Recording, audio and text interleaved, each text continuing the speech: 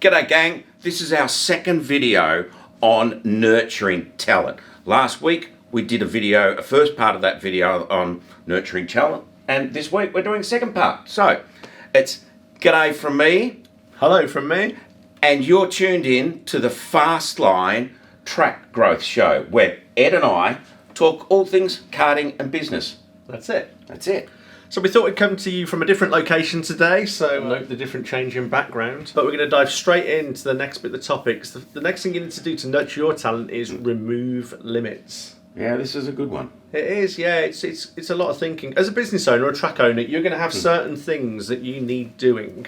So you've got to get like the immediacy of the stuff that needs doing, the day-to-day, the week-to-week needs to be sorted out.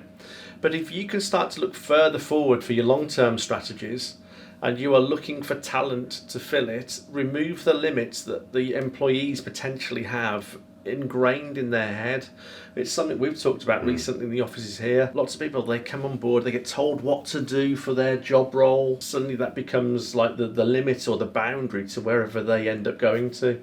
But actually, I think it's really important to just make people aware in your organisation. That's the starting block, really. And if they do that really well, that's great. I don't need them to necessarily go and create all this stuff and go and get involved. But if you've got talent and they want to come to the fore, then get them to go and have a look at the stuff that you need doing. But it'd be really useful if that's lined up with your longer term strategy as well. No, absolutely. I mean, only yesterday I sat down with the warehouse team.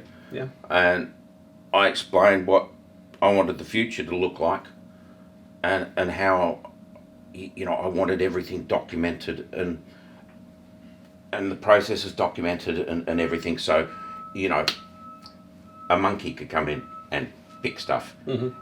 And, I can't do that. Yeah. I need them to do it. And it's sort of like creating the environment and removing those limits so that they're free enough to be able to go out there and get these things done. Yeah, and quite often you uncover talent. There's a good friend of mine I play golf with, and he's in the senior management team for a well-known pest control company. Now, he's in the operational side of things, but he also happens to be their top-performing salesperson. Now, they didn't know he's a salesperson. He will tell you he's not a salesperson, but when we play golf and he tells me what he's been up to this week, I'm going, you're a bloody salesperson, right? So once you realise limits, once they've got an idea where they can head with this, you'll sort of uncover stuff that people didn't even know was within them sometimes. But he's a really bloody good salesperson. But I think if they gave him the title, his sales would probably dip. But that's for another video on another day why that happens. But this is all true. So there we go. Remove the limits. It'd be really useful if you can get them like looking in your long-term strategy as well. The important bit there. Next. Creating positive work environments. Really, really important. And I think more so in this current climate, and whilst we're recording this video, we're still in the throngs of this pandemic, this COVID. Omicron's kicking around while we're doing this. Yeah, post-COVID. Back off. And, when you have to social distance and put screens up and all of that, it's not conducive to being a creative or a environment where talent can thrive. Yeah, you only have to go scrolling through your feeds on Google or anything like that. You'll stumble across the stories where people have taken on new starters during COVID, and you'll see the stories of them going, hey, he's been working here for 4 months and we never met him until today. That all needs managing, so that's one extreme. In the day-to-day when we're not in sort of virus conditions, you also just want to get that culture right. So it's very much within your vision, mission, culture. But this is a really, really good way to go and get people to go and actually just enjoy being in the office, for one. Secondly, knowing what the culture is, so anything that they're likely to do then fits in with the culture of the business. So there's a little bit of structure around it, and it becomes more useful to you as a track owner. But also just remove some of the shackles off your employee to go and have a little bit of fun as well. Yeah. I mean, I've just pushed the button on our sales office redesign. Cool. I just to get it to be more conducive, some more interaction, enable people to learn from each other. Currently we've got them sitting at rows like bloody school kids. Yes. Which is not conducive, but we did that for social distancing reasons. Yep. And it was a disaster. We had a new start come in, Yeah. and she sat at the front, had her back to everyone, and she felt excluded, I know. and it was a shame. Really bloody You good know, at the job. We enjoyed having her yeah. around. And we lost her, and that was a major reason, I think. So I've gone and I've got like a couple of pods of desks. You know, we've got some screens up. Looks nice. I went and spent some money on chairs this time. Like, I got good chairs. If they're going to sit there for 8 hours in the chair, I think they should be in a good, nice, comfortable chair. Absolutely. You know? Not sitting on crates. No. I had them sitting on milk. You know those plastic milk. What, you let them sit down? I think make them stand. So we've got the physical environment there, and that's the one thing, and we've also got just the culture is more about the ambience and the permission almost to go and show their talents to the world. Yeah. You know, you've really got to look at the cultural side of it too. You know. The next and final point. Reward. Great work. Absolutely. We're really most of us in business are shit at saying thank you. And I think if you're at the top of your business, I don't know if this is true for everybody, I know it was for mine. When I was running my own proper business, as I call it, I was just doing stuff constantly, and the reward was the fact that I'd just done it, and there was nobody really to say thank you. But I forgot sometimes that I've got to go and say thank you to the people that are helping me get there. So I put a structure around that. So every 8 weeks, the team used to come in for a big meeting down at the hotel that we all used to meet up at. They all used to pile into there. And that was really my time to go and say thank you, which used to involve about an hour and a half. Being a business owner is a lonely job. Oh, it really is. You know, most of your staff will not get what you do, how you do it. They're not going to. So we can't expect it from them either, can we? No. But you do get into that. You're not getting the pat on the back you deserve. Yeah. So, you know, you may not think to give the pat on the back to your staff. And so you have to get into that mindset where that you are, you know, wandering around, catching people doing things right, and telling them. Absolutely. You know. I'll give you one too. Oh, thank you. But you do a really interesting thing, which is actually my cultural bingo. It's almost like you planned it. Oh, hang on, I'm out of shot. That's our cultural bingo. Got a little bingo wheel here, and what we do is I've got each and every one of my staff members out there catching people doing great things, living the fast line values and things like that. And they get to come up and they get a bingo ball. They get to wind the wheel out, and then down comes a little ball. That's N40. And what happens there is we've got a list of prizes, you know.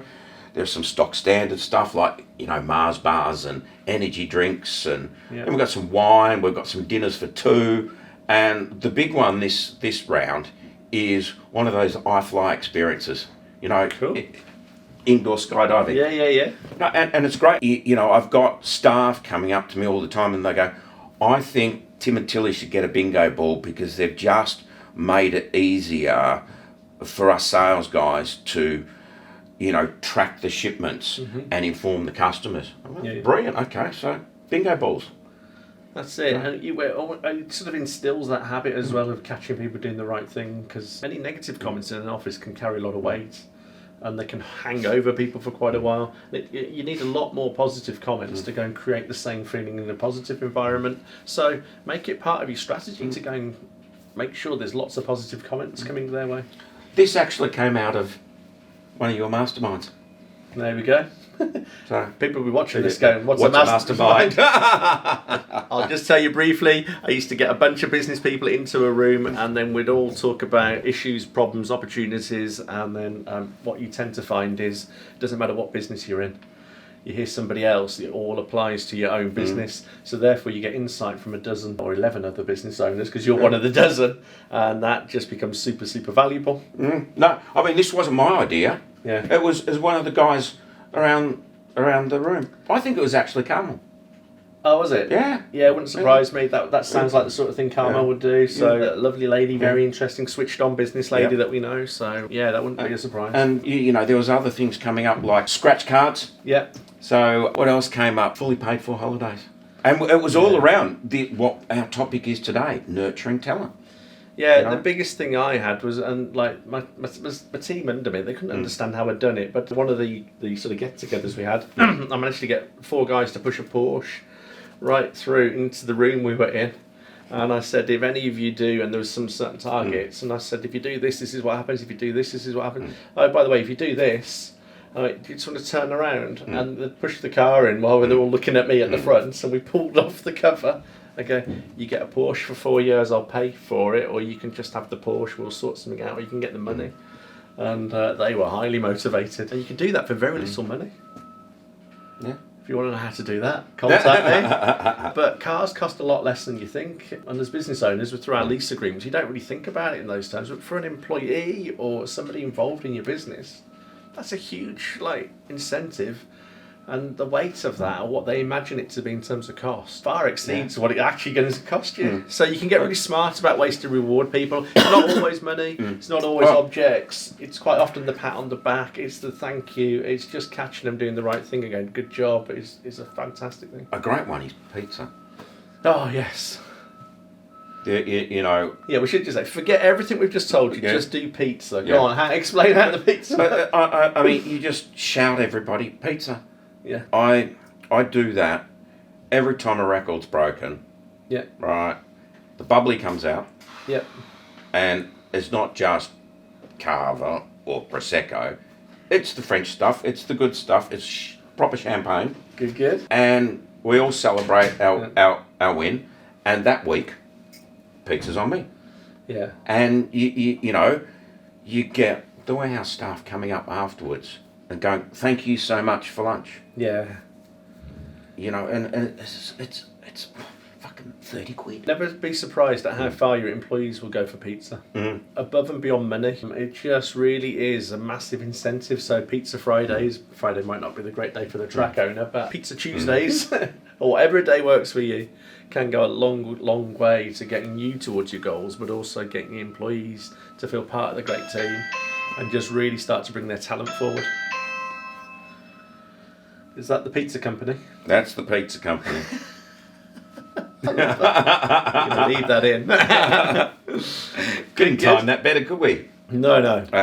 So, yeah, you know, there's a bunch of ways to nurture your talent, and I think it's, especially in the current environment where there is a lack of workers out there, you really need to hang on to the ones you got. And at a track level, it's even harder because they're working not so sociable hours.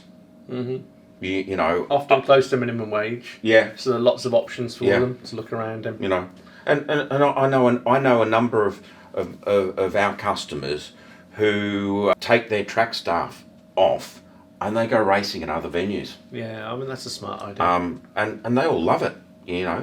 You want the pain of separation from your company to be greater than anything else, so they stay and they get involved. And the best way to do that is just create those environments where they're enjoying it.